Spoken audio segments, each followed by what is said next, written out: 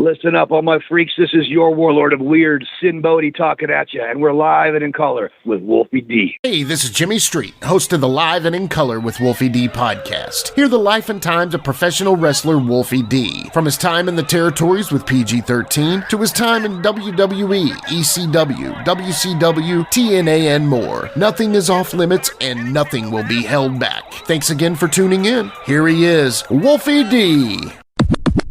Ladies and gentlemen, welcome one more time to the Live and in Color with Wolfie D podcast.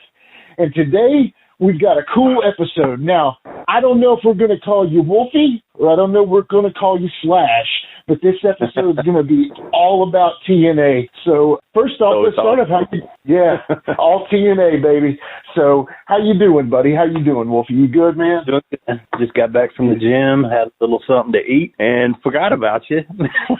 Hey, it's all good. You know, I'm live and in color, so I'm going to be on you, man. No, I'm just kidding. You forget about me sometimes. It's okay. I'll be all right. But this is going to be a fun episode. You know, our numbers for the Ask Wolfie Part 2 are blowing up, so everything's looking good. Things are going well with the Live and in Color crew. We're uploading a new T-shirt on Pro Wrestling Tees. That's a lot of fun. So to start this off, I think we kind of need to backtrack a little bit. So with the idea that you were in TNA, first off, the Slash gimmick idea, like, tell us about that. How did you come up with that? Where did you come up with that? Tell us about Slash. I just needed something new. I felt like I had outgrown the PG-13 gimmick. It worked for us because we were young punks, and it was us, you know. But then as I got older, it didn't feel like me anymore. Then along came John Cena, and, you know, even though we were first, he was getting the push on TV, and you had Too Cool and all that. I mean, the hubcap had outlived itself. I was at a gimmick table one time with the hubcap, and this kid comes by and he asked me what it was. I thought, these kids, they know what rims are. They don't know what fucking hubcaps are. So just the whole thing felt like it had ran its course, and I needed to reinvent myself. And I really don't know. I don't know. I kind of pieced it together. The white eye, and then I made the scar through the eye. Carried the knife. You know, so I don't. It was just an idea of a look, basically. Right. And then the idea of, okay, this guy's going to be somewhat of a serial killer and have that mentality. And the first name was Slash Killings. Okay. Kind of a play on words. But Cornette, when I came, because really the first place that I started developing it was OVW. And when I called Cornette about it, he didn't like the last name. He said, just be Slash. I'm like, okay, fine. So I jumped into the Disciples of Sin, and then, you know, ran that deal. But we're not talking about OVW today. But ran that deal. But then that's basically just how I came up with it, and I developed the look and more of the character there. And then is when TNA started, and Jeff called me. Yeah. So that leads us into that. First of all, just to backtrack just a second here. So I like the idea.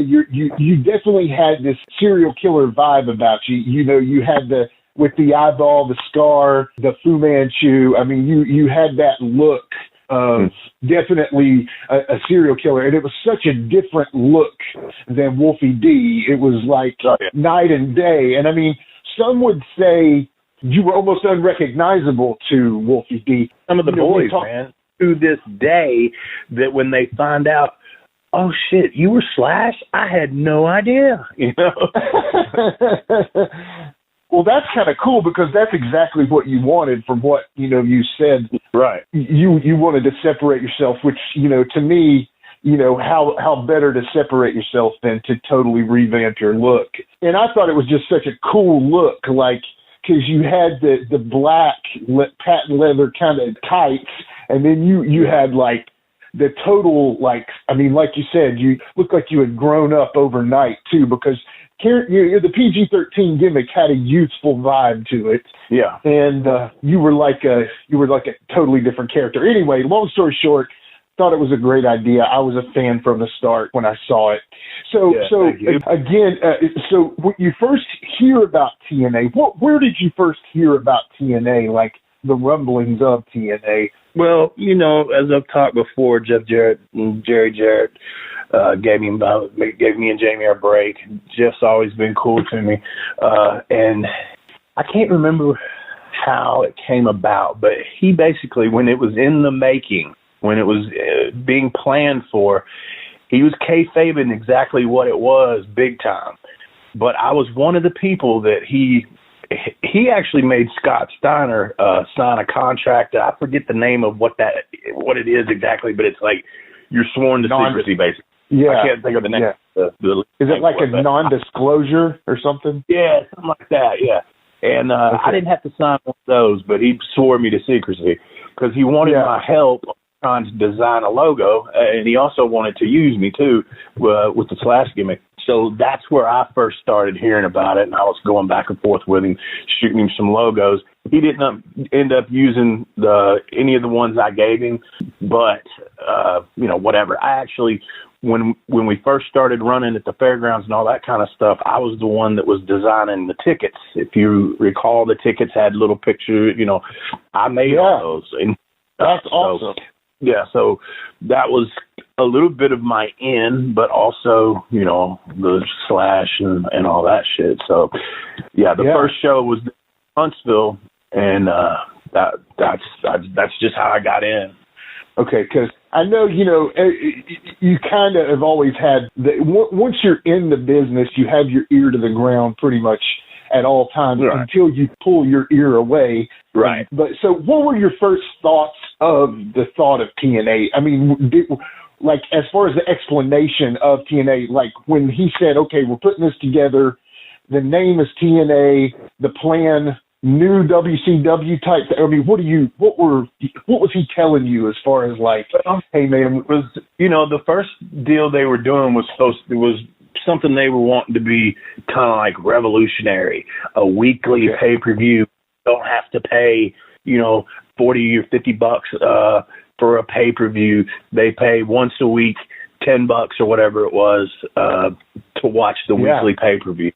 I think that's the way I know it was that way at the fairgrounds. I'm pretty sure the other two, because we started out, we did one show in Huntsville, and then from there it went to the Municipal Auditorium in Nashville, and then from there it went to the fair to make that the home ground fairground. It was the Asylum, but I thought it was a cool concept. I mean, it was different, and you're always looking for something different. But with it being Jeff, and when it was Jeff and Jerry, it kind of felt like sort of like home. It felt like USWA 2.0 to me. You know what I mean? It's like I'm comfortable. A lot of that I didn't know. They brought in some dudes that weren't kind of like the Southern guys or whatever, but it was evolving, and I thought it was a cool idea. And how did you like it being in Nashville, your hometown, man? Because, I mean, for years you had been in Memphis. Of course, you had wrestled, every Saturday night in Nashville, but at the same time, how did it feel to be in Nashville as a home base? Was it? Yeah, cool. I loved it, man. I mean, obviously being from there and, going to school there and all that stuff, and then just being over there with the wrestling, I got a good following in Nashville, so it was good, man. That first show, and it's funny because Jeff, as I said, he's always helped me out. Jeff thinks of me, and I don't mean this to be derogatory, but I think Jeff's opinion of me is more of we used to call it a carpenter. He's a good hand. He can work with anybody. He can do this, but I don't think Jeff has ever really considered me a main event guy. So when they did end up finally putting me, I think I was meant to be there as just a wrestler, just another character. I was just there for the Battle Royal, and then when we got to the Municipal Auditorium, then they put me with the first kind of new church thing. I mean, Mitchell came out with me on the first one, but the first new church thing was at the auditorium, and it was me and Crowbar. And Mitchell was with us, and I can't remember if they called us New Church yet or not. They might have, but we wrestled with each other. Then they put Malice with us, so we were New Church at that time. So they were not really pushing us as a tag team. They were pushing Malice, and they were kind of pushing the New Church as a group, but it wasn't that push that me and Brian Lee got when that finally happened. And was kind of it was really supposed to be like a 1 week thing. I did the dive out of the balcony through the table on, I think we jumped James Storm and Chris Harris, America's Most Wanted. And I did that out of the balcony. And then the following week, they were going to put the belts on us, and they did. But it was really supposed to be a 1 week thing. But then it turned into this incredible angle, and that's when it really got over. And that's when I think, they really started believing that we could carry the fucking rock. You know what I'm saying? Yeah, definitely. Definitely. What's funny is you lead into the next question so well, man. So we're a good team. We're like, we've said this, I think, before, but you're the Johnny Carson, I'm the Ed McMahon. So this is fun. When Ed gets to ask the questions, it's always kind of fun, man. So basically, that was my question. So, like, what did you think would happen with Slash, the character? What were you told by the higher-ups? Were you promised anything? Now, again, you kind of said Jeff saw you as a carpenter, but at the beginning, were you promised anything other than just a job? Or, I mean, was there anything I wasn't promised a fucking thing. I can't remember. I mean, I ended up signing a contract, and mine was, it was like so many dates. And I mean, at that point, they were just doing Wednesday nights, but it was so many, I was promised so many appearances. Out of here. So I want to say it was, I don't know, 25 or something like that, maybe. So I knew, okay, and they kept doing this where, like, they'd leave us off for 3-4 weeks, then they'd bring us back, and once we got in that angle, of course, then there was a lot of, goings on there, a lot of bookings in a row. But when that was over, it's like they did the old, okay, we don't know what to do with you. So me and Brian sat at home for a while, and then when they brought me back, well, they brought him and me back to do the angle with all the ECW guys and the Harris brothers and all that stuff. But it was just, I couldn't figure it out. And they weren't really telling us nothing. Just, no, we ain't got you this week. We ain't got you this week. Well, what the fuck, man? And it ended up at the end when they ended up, I can't remember. Yeah, when they ended up going to Florida, I actually had to put the hammer down to get the rest of my money because they did not. I guess I can't remember what year I signed it, but it was only for 1 year, and I think it was near the end. So, like, from 2001 or whatever when they started to 2004 when I was done with them, there was only 1 year there where I was contracted, and I guess that was the last year. But those other ones, that's what I say, I wasn't really promised anything. The last time I was promised something, and they didn't live up to it. So I ended up having to be like, yo, I'm going to get a fucking attorney or something because what they owed me was a few $1,000s. And, I wasn't to just let that kept putting me off. And I started kind of, I don't want to say threatening things, but I guess I was kind of threatening things. And I said, I'm going to fucking tell everybody because the internet was starting to come around. Like, I'm going to put this out there that y'all ain't fucking living up to your shit. And plus, I'm going to go get a fucking attorney. Right. Ended up, I didn't have to do all that. They ended up giving it to me. Like I said, it was a couple, $2-3 grand, something like that. But, I mean, I just wasn't going to let that slide. $2 grand, $3 grand, that's money that I want. Promised me that you were going to give it. So, when they went to Florida, I was working it because we were in Nashville. I didn't have to travel, so I could have a job and do that. And plus, I'd been in business long enough to know not to put all my eggs in that basket, especially when there were guys, that I was saying, okay, because I wasn't in the clique. Even though we got a good push and all that kind of shit, I wasn't one of Bob Ryder's guys. And by that point, got Dixie and them that bought it out. So Jerry Jarrett's gone. I wasn't in any of those cliques. And I got guys that are coming in getting contracts that it's another one of those situations where it's like, wait a fucking minute here. I've been here since the fucking beginning.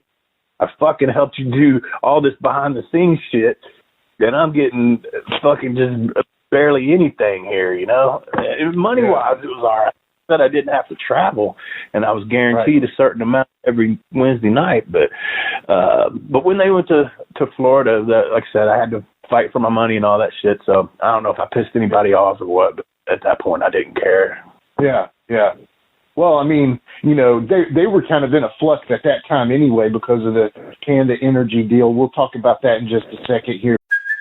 Hey, it's Kaylee Cuoco for Priceline. Ready to go to your happy place for a happy price? Well, why didn't you say so? Just download the Priceline app right now and save up to 60% on hotels. So whether it's Cousin Kevin's Kazoo Concert in Kansas City, go Kevin, or Becky's Bachelorette Bash in Bermuda, you never have to miss a trip ever again. So download the Priceline app today. Your savings are waiting. Go to your happy place for a happy price. Go to your happy price, Priceline. Hey folks, to get your official Live It in Color with Wolfie D merchandise, go to prowrestlingtees.com/live Wolfie D. Check it out.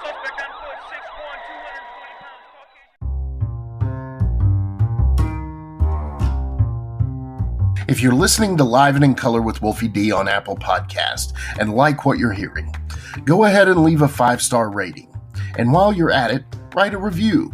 Tell us what you liked. Tell us what you'd like to hear in the future. It's very important to us and always appreciated. Thanks again. I don't want to lead you anywhere in this conversation because if you want to talk about whatever, you say it.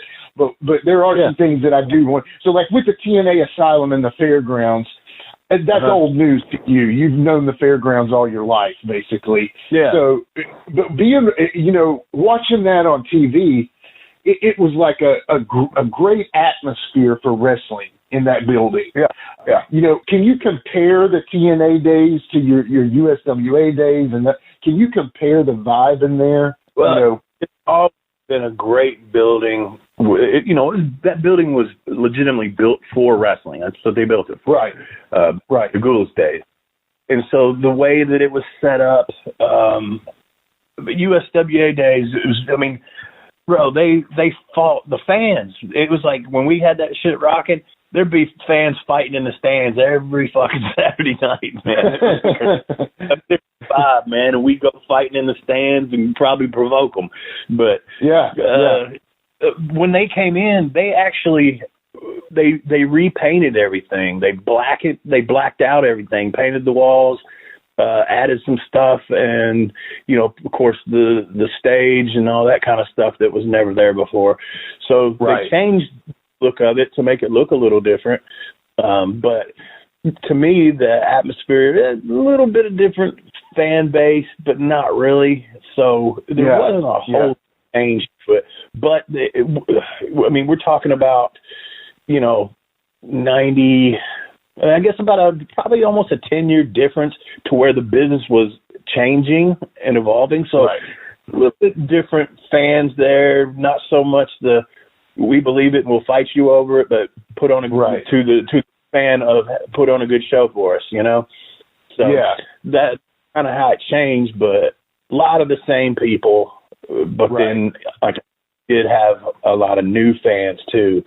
And they were paper in the town. It wasn't all paid for like USWA. We would pack it out and every person that came in that door had to pay. TNA for it. Yeah. Right. Wanted TV, they wanted pay-per-view money, so they were giving away a lot of tickets. So I remember the one thing I was going to ask you too, the heel section. too. Remember, like, I know in the USWA days, the heel section would have been booing you, you know?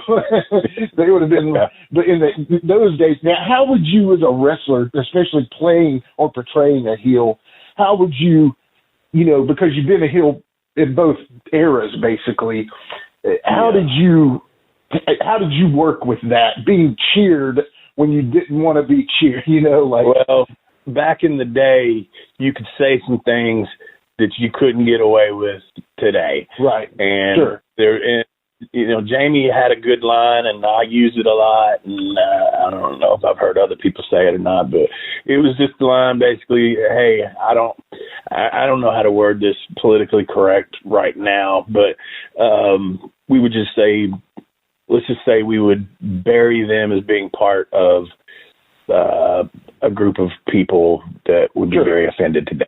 We said that. Yeah, so, I get it. We get it. Yeah, sure. Look, I don't like you people, blah, blah, blah. Yeah. I don't want you in my fan club. So, and if you just, that's really the only way to turn those type of people. And now you can't turn them, really. I don't think. They could turn them just getting personal, just making it very personal and pissed off. So it was cheap heat, but it was a way to make them stop cheering. Yeah. And I mean, you know, because if you think about it, I was always a mark. I was, man. So I would cheer for the good guys and boo the bad guys because I was a mark from the old days, you know? So I just wanted to play along like I was playing part of the show. And it was weird to me to see that happen from a guy who watched it in the 80s, 90s, and then boom, in the 2000s, there's a whole section dedicated to cheering, you know. Right.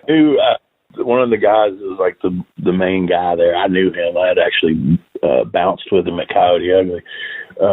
So, like at that point, you didn't even try then. It was just they're gonna do what they're gonna do. But I'm referring more to the 90s and stuff when. Me and Jamie, if we were heels, which a lot of the 90s we were, and, ECW we were and all that. So we would do stuff like that. And, of course, we know Jamie is gold on the mic when it comes to, pissing people off.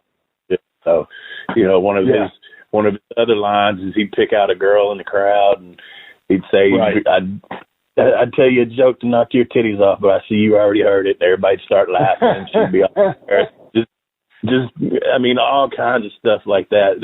His other good line was he'd find somebody in the crowd and he'd point at him and he'd say, "Hey, boy, looks like your ears are so big. Looks like your mama had an affair with Dumbo."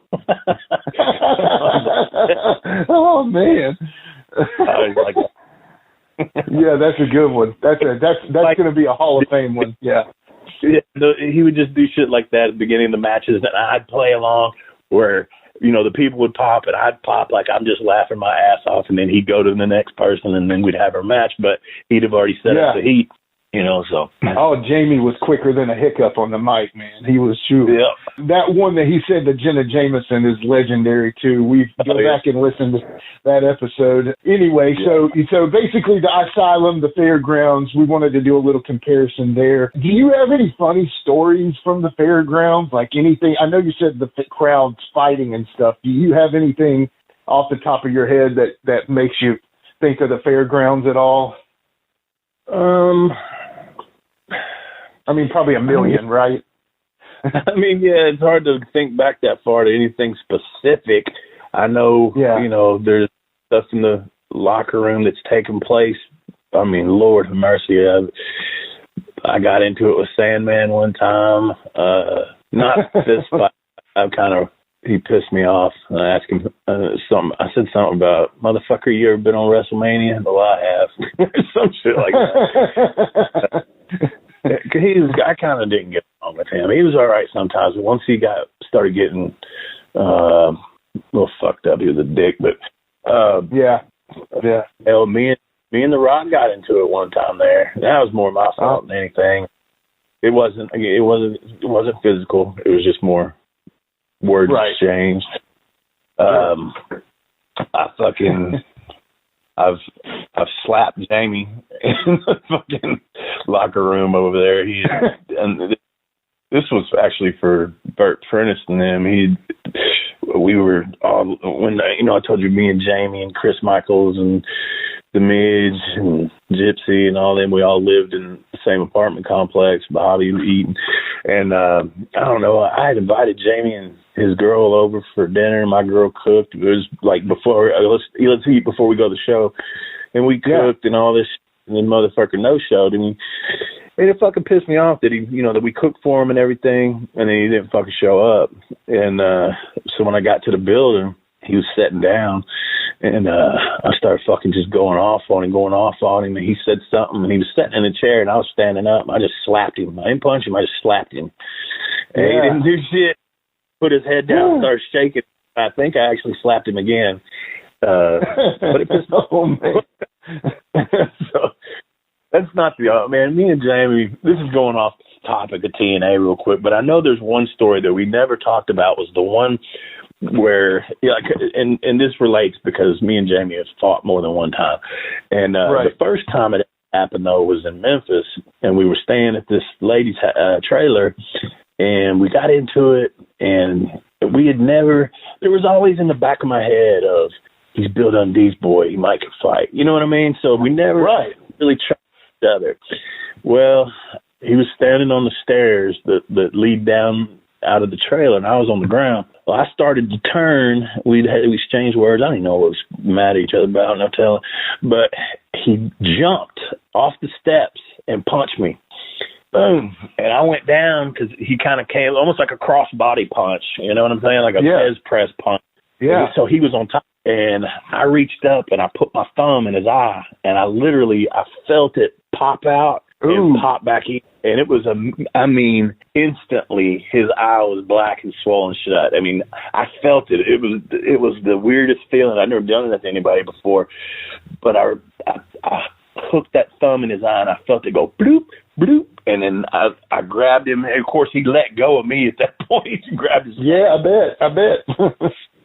I rolled him over, and then I was on top, and I just started knucking him. And like I said, his eye was instantly black. You can go back and look. It was when I think me and him were actually the first time they broke us up in Memphis. We were feuding with each other, and he showed up on TV with a big old black eye where I put my thumb. Oh man. Yeah, go on YouTube, kids, and watch that one. We'll know the story behind it. But anyway, back to TNA. Yeah, back to TNA. Well, I led you in a path of getting a good story, and I think that was a good story. You know, what's funny, man, is all you wrestlers go for that eye pop, man. I always hear somebody saying, I'm going to pop an eyeball. And it's like, yeah, that's the end of the fight, for sure. You know? Yeah. I need to learn the eye pop trick just in case, you know? Or just rip a Coke can in half and slice their face with it. I mean, something.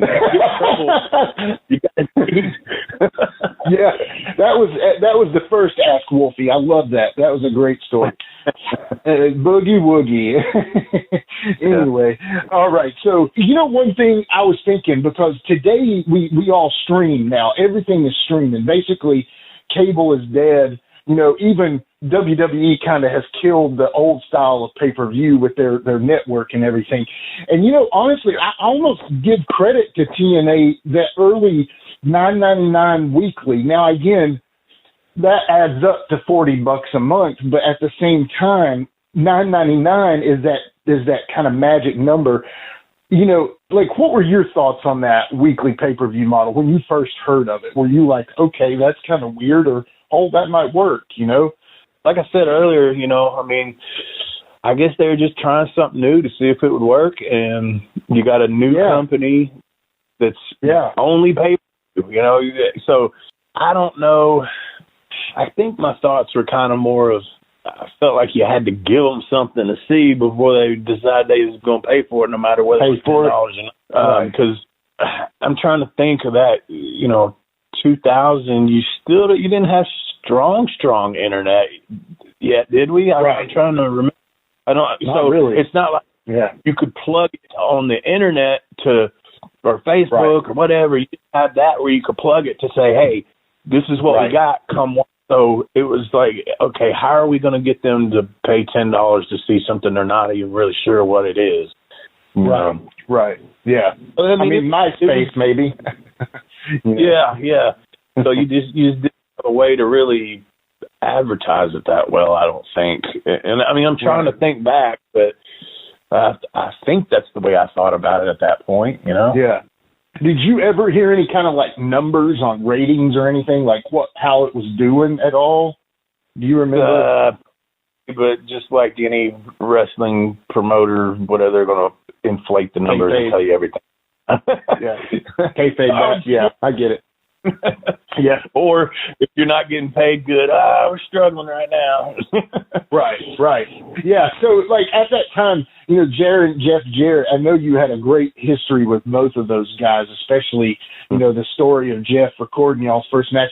How was your relationship with them at that time? And how was their relationship from what you saw? Were they pretty copacetic with each other at the time? Oh yeah, it was cool up until they went through a period where they didn't talk for years. I'm telling you, they didn't talk. They didn't.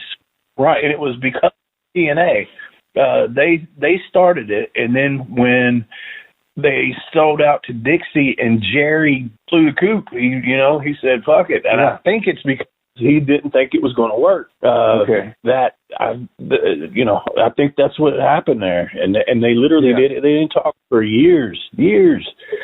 And I know. Well, I don't want to get too personal, but I know there were some events, we'll say, that a father would have attended for his son that he didn't. Gotcha. Okay. Some things that just that's how big the heat was. Wow. So, okay.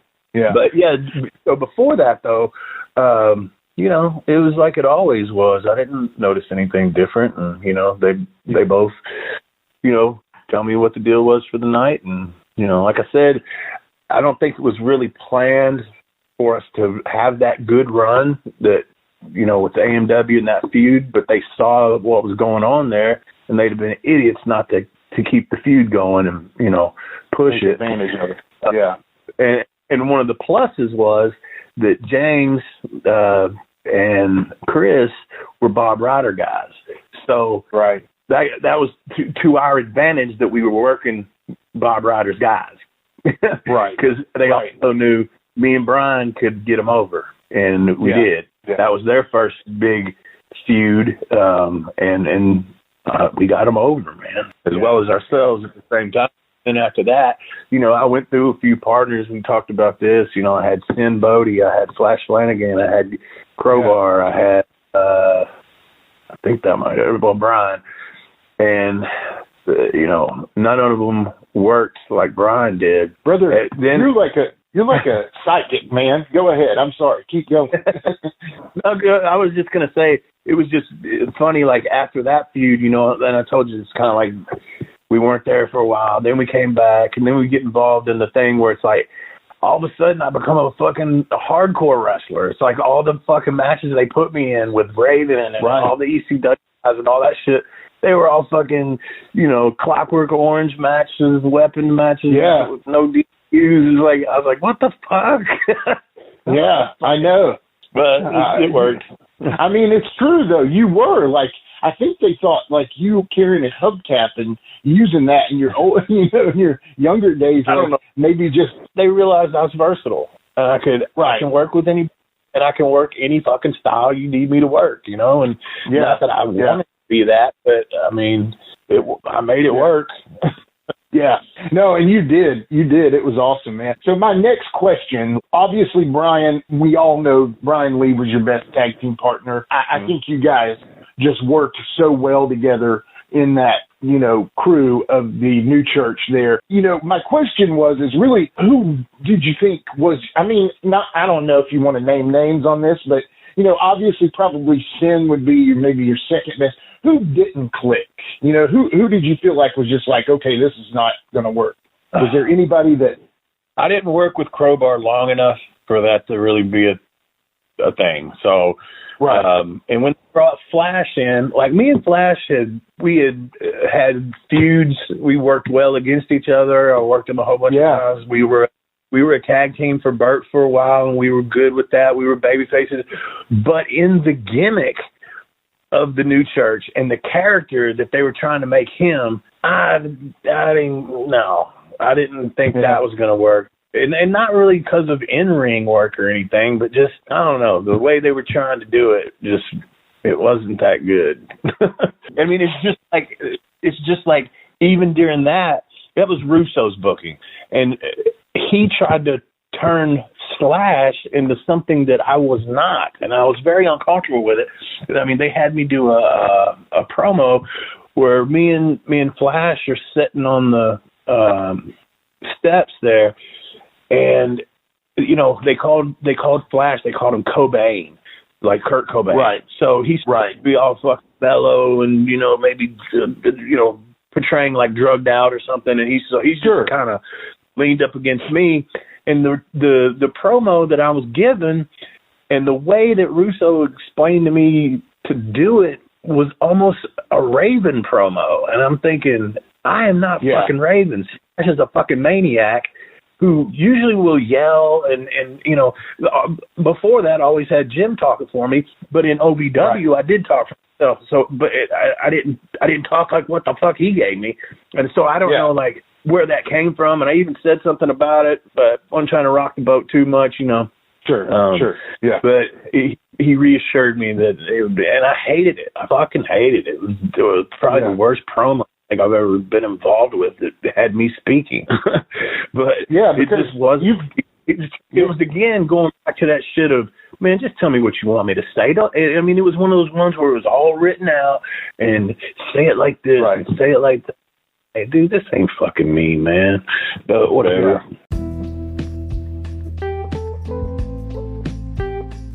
Let's take a quick time out and get a word from one of my dope-ass sponsors, and we'll be right back with more Live and in Color with Wolfie D.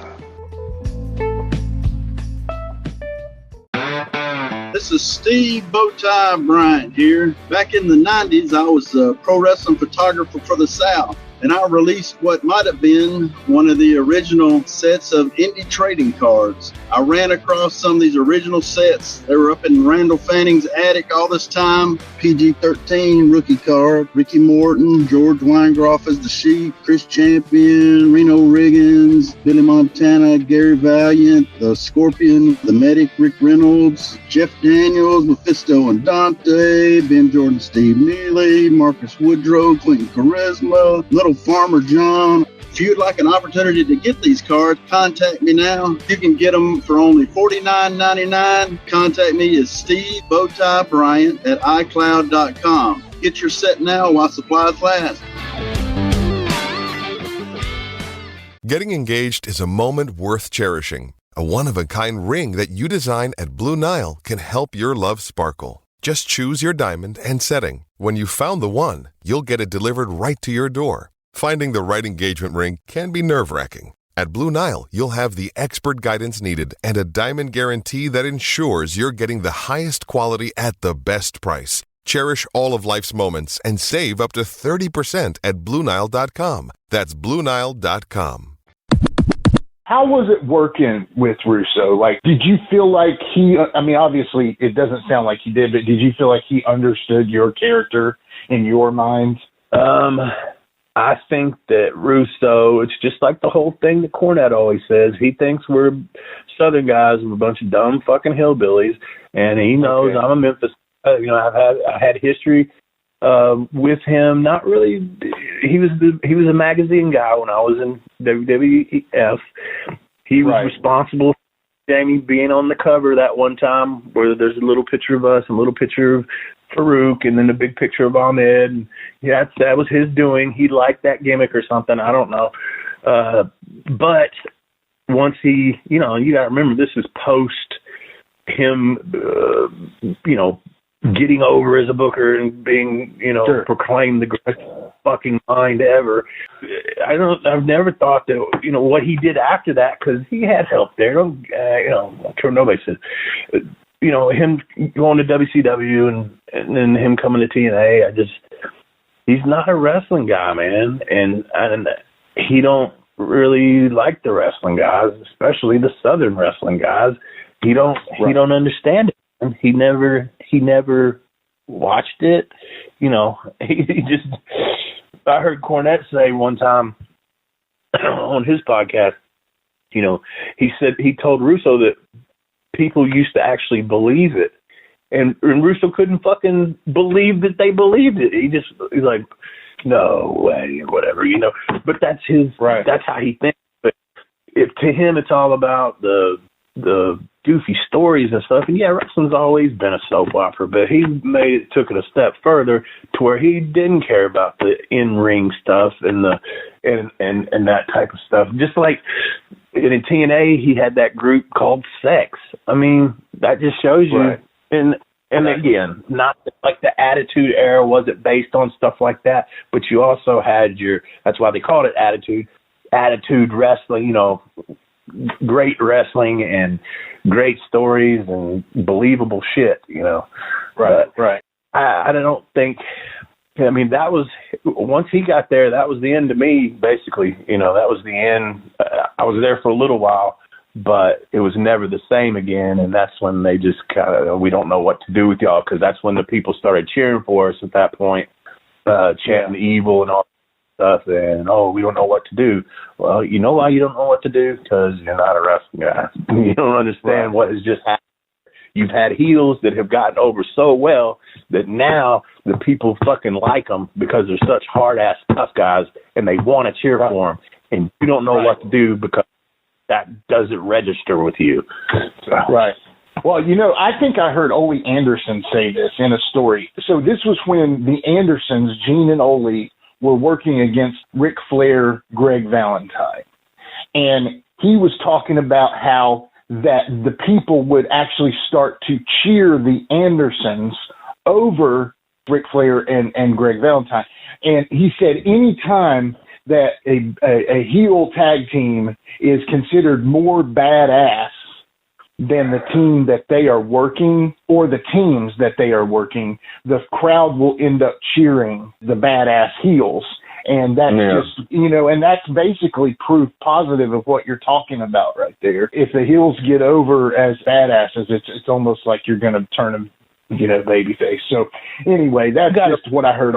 You got to remember, in Nashville, I had been a babyface as PG-13 for so long, and then eventually, you know, we talk about my change, and a lot of people didn't know and stuff like that. There's also a lot of people that realize that that's fucking Wolfie D right there, and we've cheered for him for fucking years. And you know, I got Wolfie chants every now and then, you know. I'm sure. You'd hear somebody yell out and go, "Come on, Wolfie," you know, shit like that. And of course. A hard adjustment for them to not call me that, you know what I'm saying? So there was that factor. But Vince just, I don't know, man. He's a whole different thing. Yeah. Anyway, well, enough about Mr. Vince Russo, bro. So at that point in time, do you remember hearing about Dixie and Panda Energy and stuff like that? Yeah. I knew somebody was buying us out. It was an energy company out of Dallas or Texas or whatever, and then they came around, and I do know, you know, I was, what's her name? What's her name? Dixie. Dixie.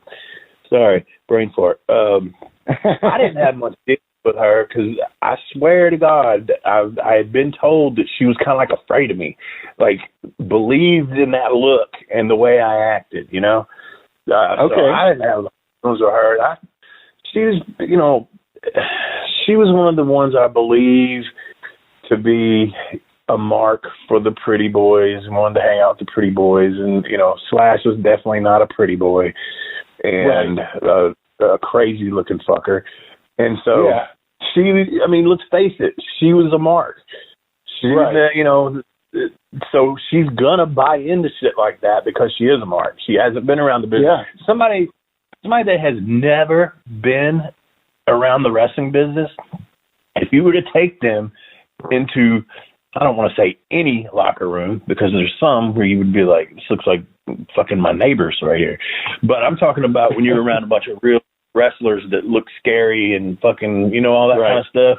And you're going to buy their fucking character, man, especially if they're good at their fucking job. You're going to buy into their characters. Right. That's what you had. Place the mark into there, and you know, I'm a fucking psycho, and I don't, you know, dressing room, I ain't walking around kissing nobody's ass and shit like that. A lot of times I kept to myself, and talk to the guys that I know or whatever, but I'm not going to run up, hello, Miss Dixie, because I know you by the company and I want you to like me and sing, hello, my name is Flash. This is a real thick guy here. This is, I can take it out. Yeah. If it makes you nervous, I can. Somebody told me that she was a fan of Wolfie D. No, I'm just kidding. Anyway, I'd heard some stories that she had maybe hooked up with a couple wrestlers. I'm not putting that on you. No, I don't know. I heard the same thing. So. Yeah. Kevin Nash maybe or somebody like that. I don't know. Anyway, so really we're kind of going to wrap it up here. I don't have much else. Now, coming up, we're going to watch some matches. So we're going to watch a match or two, and you're going to kind of give your input on it. We've got plenty of time to go over more TNA stuff. I wanted to kind of do a whole episode solely about TNA that was just from your perspective without a guest involved or anything. But at this point, basically you leave TNA at this point, and you kind of said it a little bit, but what led up to you leaving essentially? I mean, basically, like I said, I just wasn't in the right clique, and I knew not to quit that job and go to Florida. I just knew not to do that. Not saying that if I wanted to, they would have took me. Because, like I said, I had to fight for my money and all that at the end, so might have had a little heat there. But how was Jeff when you left? I mean, what did you just explain it to him, or was this the point you're like, dude, where's my money? I'm not sure that I dealt with Jeff too much on that, because at that point, with Pan charge and all that, it wasn't Jeff's money. It wasn't his money. Yeah, makes sense, right? And that makes total sense once a company like that buys it out. So at that point, you had left TNA. And how did you feel at that point? Were you like, okay, I'm okay now. I got a job. We're good. I'm done with them. Yeah, pretty much. I think that was right the time I quit the business for a while. I was tired of it, Yeah. And all the speak goes along with it. And I just, I don't know. I was burnt out at that point and bummed out. And I said, fuck it. Dude, you're a seasoned veteran at this point, It wouldn't, with the OVW deal and the WCW guys coming in and basically pushing out all you good working dudes, and then TNA happening, I had nothing left to prove is the kind of the way I felt about it. I was like, okay, I made my mark in Memphis. I went to WWF. I may not have been in the position I wanted, but fuck you, I was on WrestleMania. I went to WCW. Maybe not the greatest position in WCW, but that was still the second biggest company at the time. I went to ECW and made a nice little statement there. I'd been to Puerto Rico, Mexico, and then I had been to this upstart company called TNA and won the tag team titles there. So I was like, you know what? Yeah, I really don't left to prove. I ain't got rich at this shit, but I've left a mark, I believe. Absolutely, and that mark is still there. So really, that's going to wrap up the main part of our show. Now, the next part of our show is a little game I like to call the name game.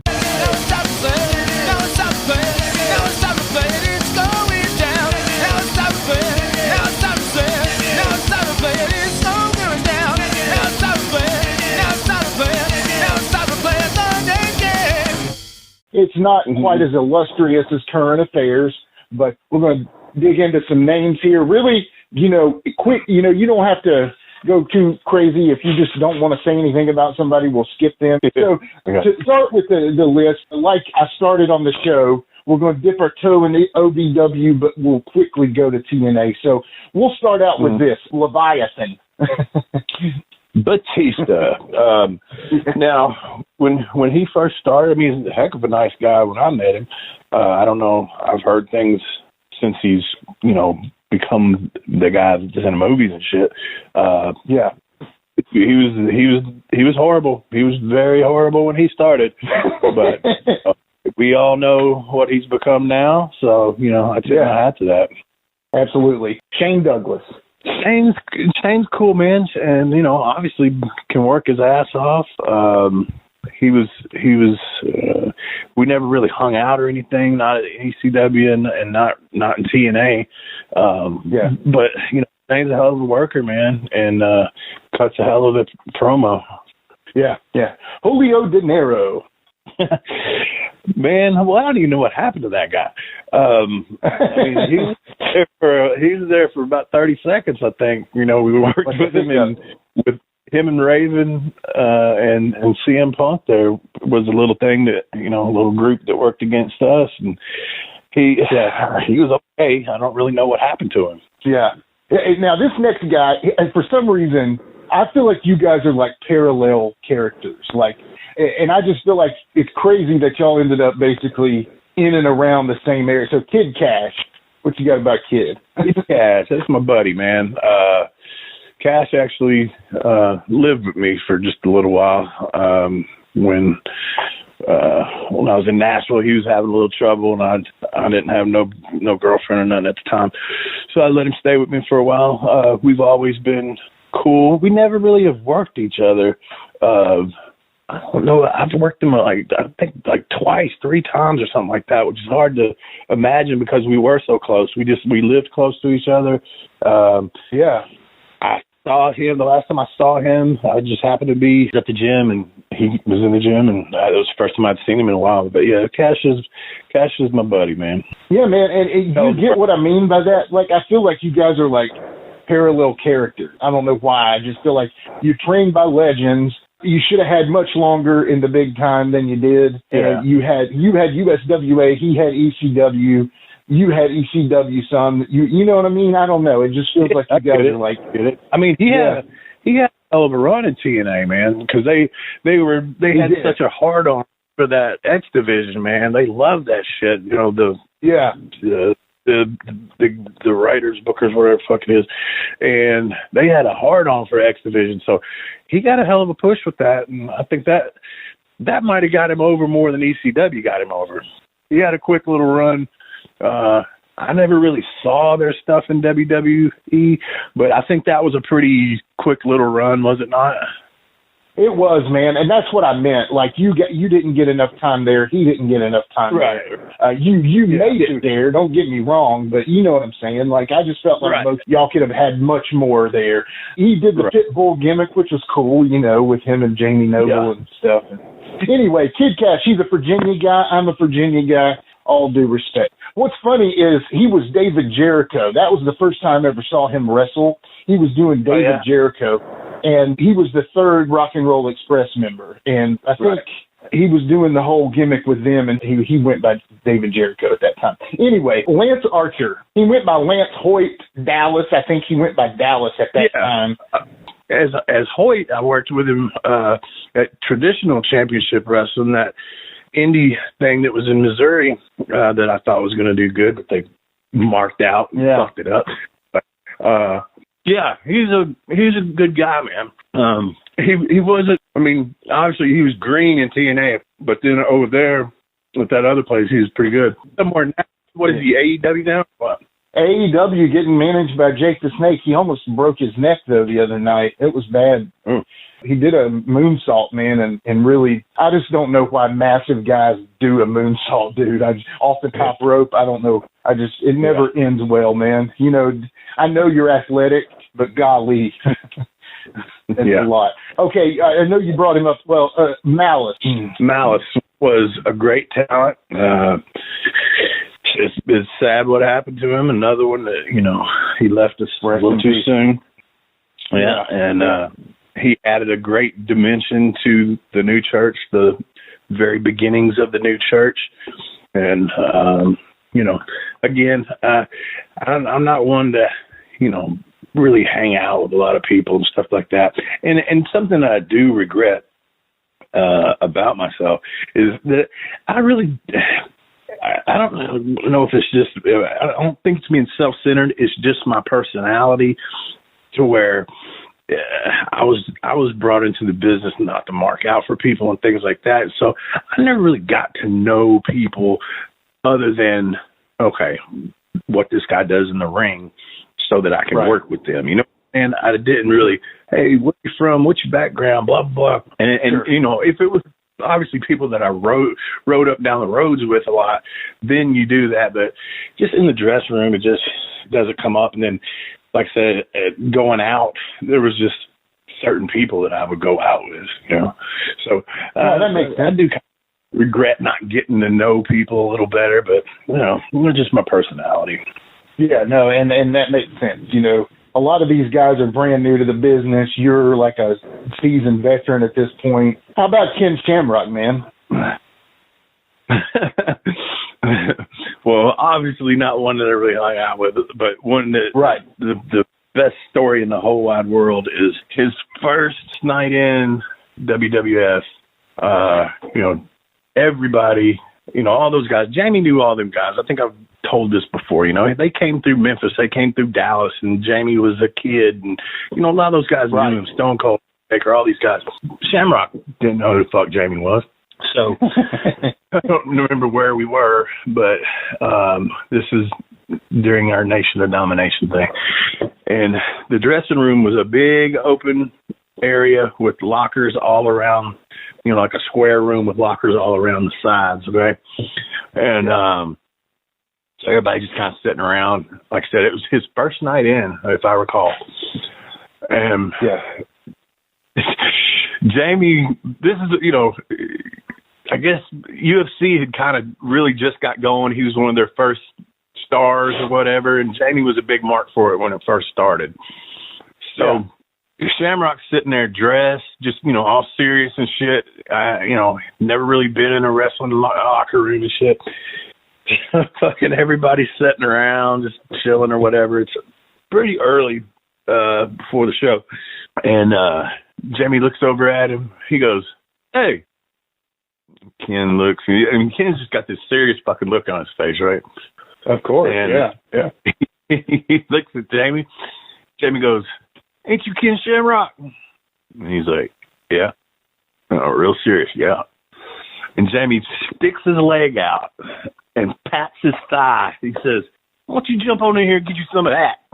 And everybody just starts fucking dying, man. Just fucking dying, going, "Ooh," you know, but they know Jamie. And so it was like, this motherfucker's just fucking with Ken Shamrock. Obviously does not want Ken Shamrock to jump in and get none of that. But he said it, and Ken got this look on his face because the boys reacted. So Ken just kind of raised an eyebrow and kind of looked around like, what the fuck? and it was one of the funniest things I've ever seen in my life. But Jamie, man, you know, told him, "Hey, man, I've watched you, blah, blah, blah, blah." But he said, "I'm just fucking with you." But so he said, "Why don't you jump on in here and get some of that?" Classic. That's amazing. Oh, man. Oh, God, that's awesome. Because I'm sure, like, you know, I mean, you knew he was joking, but what would you have done, man? It's like, I mean, would you have just kind of said, "All right, Jamie, it's on, man, I guess"? Oh, you're fucking right. I wouldn't it's his own stupid fault.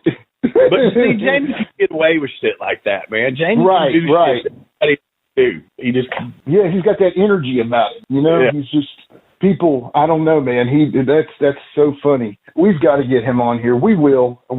Everybody keeps asking. We will. It's a future episode. It's a guarantee. So, all right. This one you brought up, Bob Ryder. I mean, Bob was a nice guy. Well, he passed away not too long ago, didn't he? I mean, he was a nice guy, but he for sure was one of those guys. I mean, you hear the stories. I don't know. Yeah. Wasn't there. Right. Right. Yeah, exactly.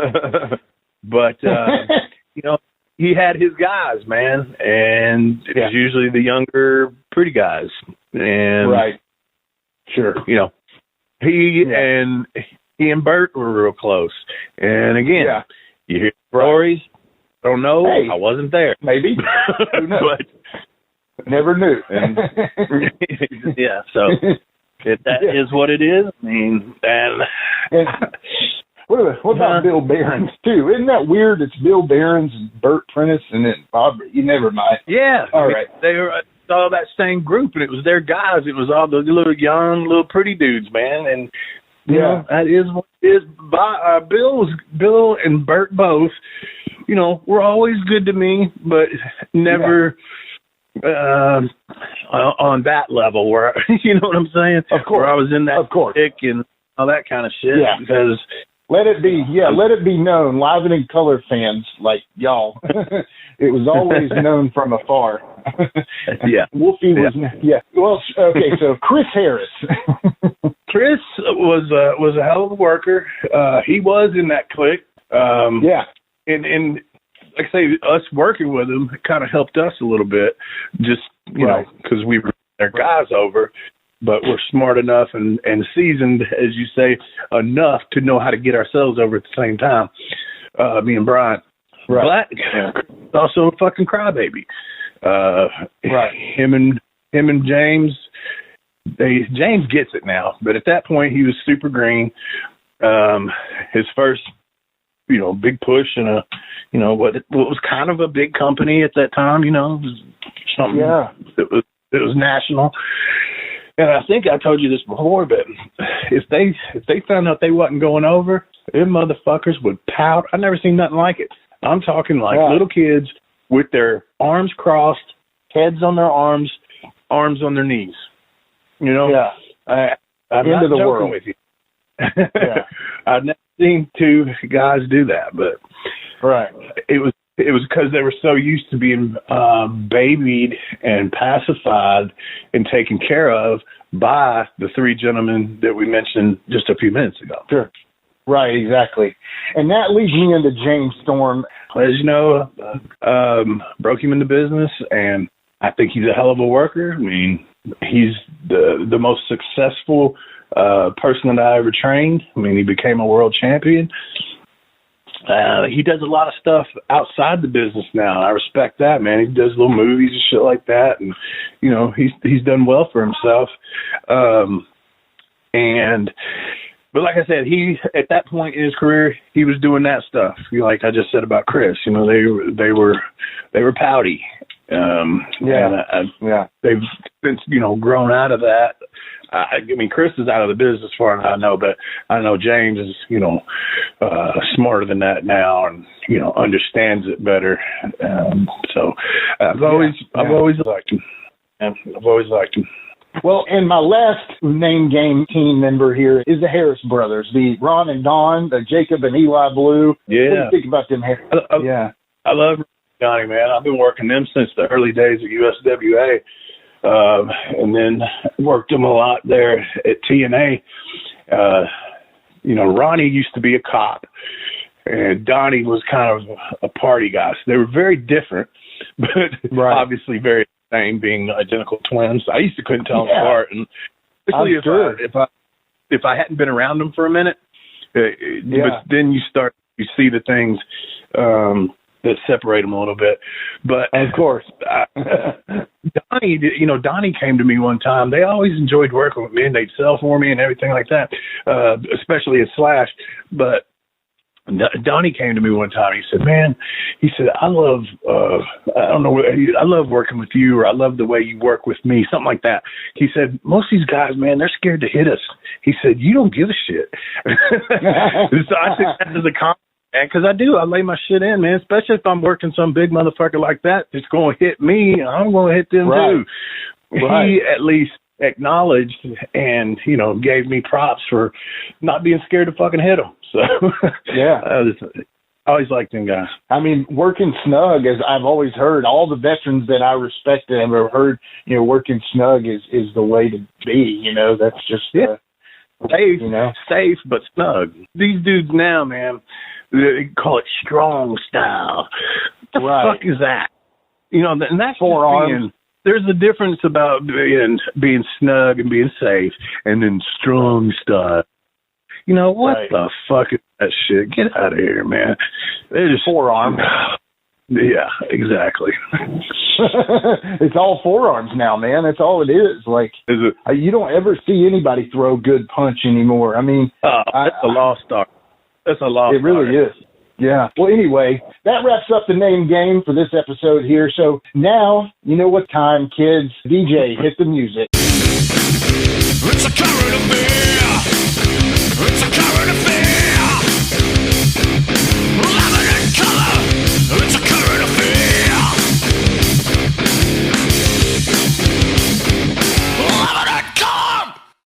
right, we're back. This is the TNA episode of Current Affairs. Now, it doesn't have anything to do with TNA, but this is our part of the current affairs. So we're going to start off with an interesting question. It's been pretty crazy in the world of wrestling, and I know you don't pay attention to it, Wolfie, but things have been pretty crazy. Our first one is basically Charlotte Flair is essentially begging WWE for her release, so much so that she actually had the title and she threw it down in the ring, and Vince apparently was furious with her. Anyway, do you think WWE can afford to lose Charlotte Flair? I mean, seeing the women's wrestling? What I'm reading on the internet, just Facebook stuff, I mean, they've released a lot of people. Half the names, I didn't have a clue who it was. NXT, a couple that I knew. I mean, hell, they let Bray Wyatt go. I know. I mean, I didn't get that. Who knows, man? I mean, I feel on stuff like that, I almost feel like I'm out of touch with the business on that end of it. Sure. Can continue to go on? Can this Tony Khan surpass the big machine of the WWE? It's hard to say, man, but I feel like you got a different fan base now that they seem to be. They knock every fucking thing, first of all, but they were on the W train. Oh my God, CM Punk! Now they're knocking him because and I do see a lot of actual veteran wrestlers I've heard are saying, they brought him in there and they ain't done shit with him. And I do see that. I get that part of it.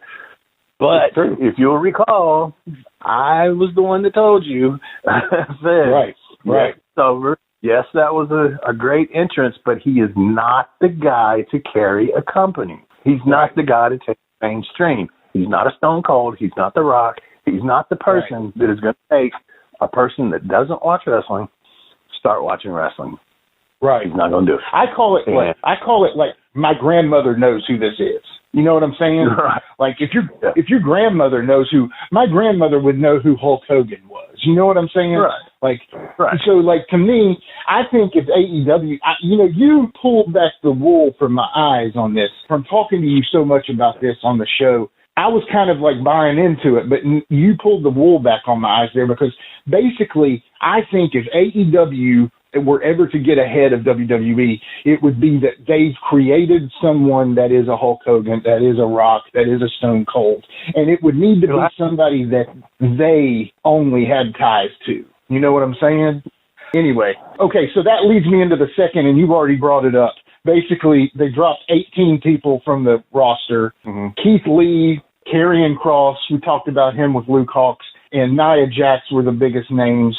Pretty surprising. Keith Lee, I think he's got some upside to him. Karrion Kross, I think, is a blue chipper, just needs somebody to do something well with him. And then Nia Jax, who, I've never been a fan, but at the same time, they dropped 18 people, and they've done it, and it seems like it's every 3 or 4 month thing with them now that they just drop people, and that seems to be their new normal now, as we've said so much lately. But anyway, I don't know what their thinking is, who makes that decision. I mean, you say it said the budget cuts, but then right after that they announced the earnings for the quarter and all that shit. Oh yeah. So it's like I don't know if it's we want to keep having fresh spaces, or is it we look at these guys and none of them are going to do what we thought they were going to do, or are they not giving them enough time to do what they thought they were going to do? I don't know, man. I mean, that's unless you're in the know, unless you're in the loop there, who really fucking knows? Maybe Vince truly wants some of these people to go to AEW so we can have another WCW, WWE war. I don't know, man. You never know with this business. They could be kayfabing that, Here, let's let these motherfuckers go. Let's let them go over there and let's spark some wrestling interest again. I don't know. Yeah. And that's a good point. It could be that. You never can tell. You've been right on a lot of things, Wolfie, so maybe that'll happen. Who knows? Okay, they tell no. I mean, obviously, they're not going to tell nobody that. They're going to let them go, let them get there, and then start it up, and then who knows? Who knows? They'll end up back in WWE if they get big enough again. You know, who knows? yeah. I mean, I think as they all say, I still think WWE is the peak of the mountain, right? I mean, that's of course. You know, it's the next everybody. Just like you said, your grandmother would know so and so, Hulk Hogan. Your grandmother knows what the WWF is.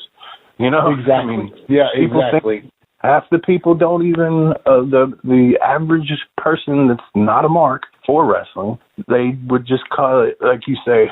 If I say, I used to be a pro wrestler. Oh, you mean like WWF? Yes, like WWF. You know, right? Exactly. Yeah, it's the NFL. I mean, you think football, you think NFL. Nobody don't take that. It is so. Basically, this one is also kind of surprising, although not really. They've kind of not really been a big deal for a while now, but basically during COVID, it feels like it really kind of hurt them. But Ring of Honor, one of the only places Wolfie D never worked, or maybe I'm wrong on that, but Ring of Honor officially is, at the end of 2021, they are officially shutting down operations. Now, whether it's a temporary pause or if it's a forever thing, but basically they're releasing everyone. And that's weird because, you know, Vince just flooded the market this whole year.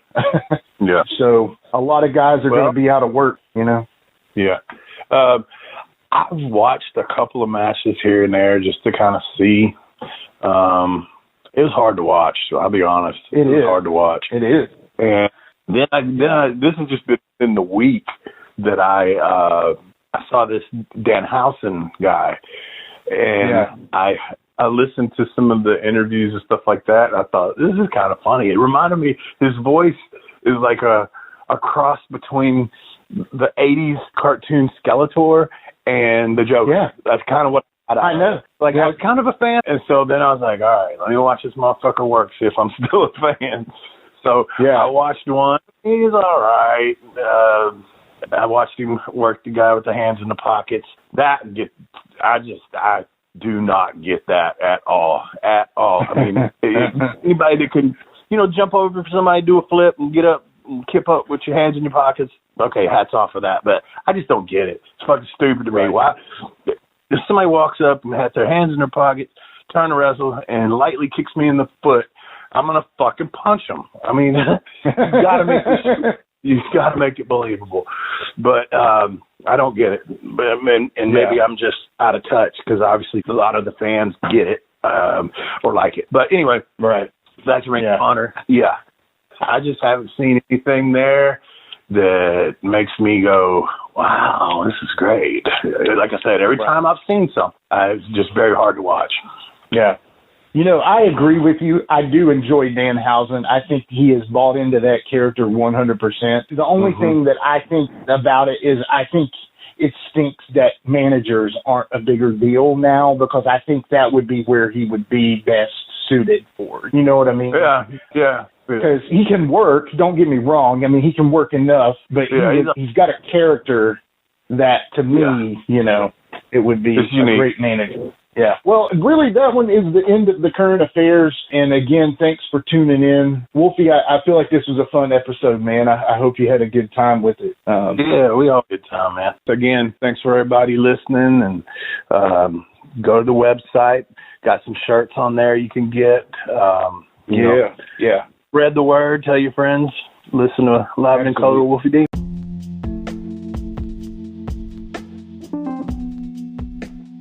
And now a word from our sponsor.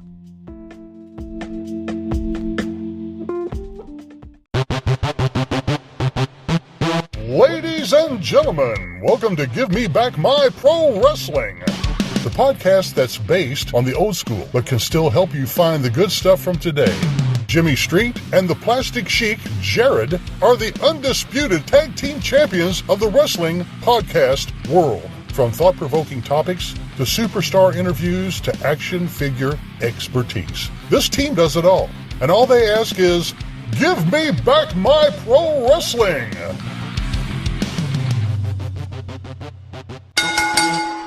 every other Thursday, wherever you listen to podcasts. That's right, it's the Talk of Middle Tennessee, the channel you love to hate and the channel you hate to love. It's Brian Turner from Brian Turner's VHS Rehab. And if you're looking for matches from Wolfie D to Jerry Lawler to Dusty Rhodes and the team that put a pimp before your eyes and a goatee between your thighs, Booty Call and Athena, go to lostwrestling.com. See, I made it easy for you. Brian Turner's VHS Rehab. Booyah. Join me, Gene Jackson, for the Jackson Interaction Podcast, where I'll be doing one-on-one interviews with people from the world of professional wrestling, as well as stand-up comedy.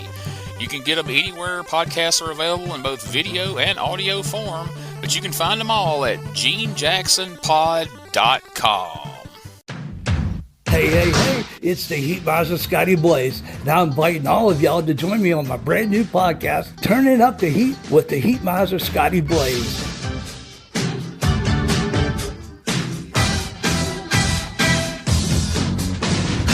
So what are you waiting for? Come on over and join me. I'll be covering all the events of the day, global, national, pop culture, movies, gaming, whatever sounds interesting. But I'll also be playing some awesome skating shuffle music from the 70s, the 80s, the 90s, the 2000s. Anything that has a good beat, I'm going to be playing it. You can rest assured. Come on over, TUTHradio.com. The podcast is on every major podcast platform.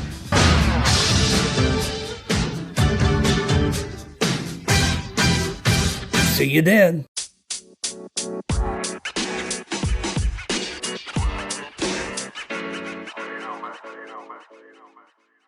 So that was another great episode. Hey, Wolfie, tell them where they can find you on social media. Jimmy, they can find me in the club, bottle full of bub. I'm just kidding. They can find me on Facebook.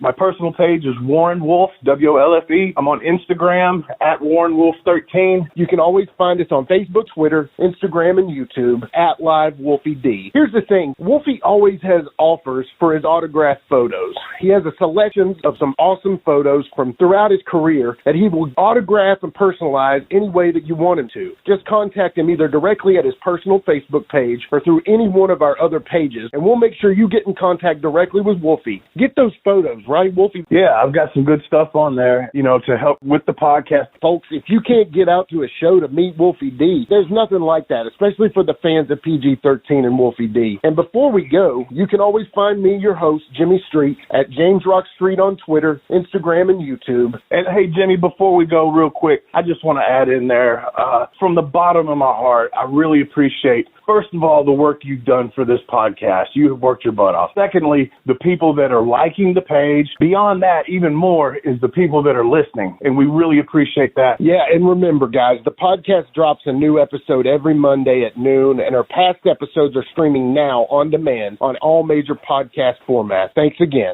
I got a cap for your dome. He got a cap for your dome. I got a cap for your dome. He got a cap for your dome. He got a cap for your dome. And here we go. The original white boy that came out sagging, not bragging, don't be hating, cause I'm spitting the truth. Still livin' in color. Bum rush your mother, utilize a hubcap unlike any other. Back in the day, I was NOD, and I was P to the G plus the 1 and the 3. In case you forgot, they call me Wolfie D. Been cloned and copied so many times, tired of suckers taking credit for what is mine. You know who you are without me name dropping. Wrestling's first white boy coming out hip hopping. Been doing it like this since '92. Laid low for a while when you thought I was through. Listen real close to these rhymes that I've injected. This shit's so sick it makes your ears get infected. Mad skills, no faking, there is no one great. Cause I'm bringing more folks than Obi-Wan or Vader. Not here to play games, so you better beware. You don't like me, so what? I really don't care. Like time I keep ticking and I can't be stopped. You sucker step to the side unless you wanna get dropped. With my finish, I'll straight knock you out. Please allow me to tell you what it's all about. I'm gonna wind it up, then I'm driving it home. It's Wolfie D, baby. I got a cap for your dome. I got a cap for your dome. We got a cap for your dome. We got a cap for your dome. This has been a James Rock Street production.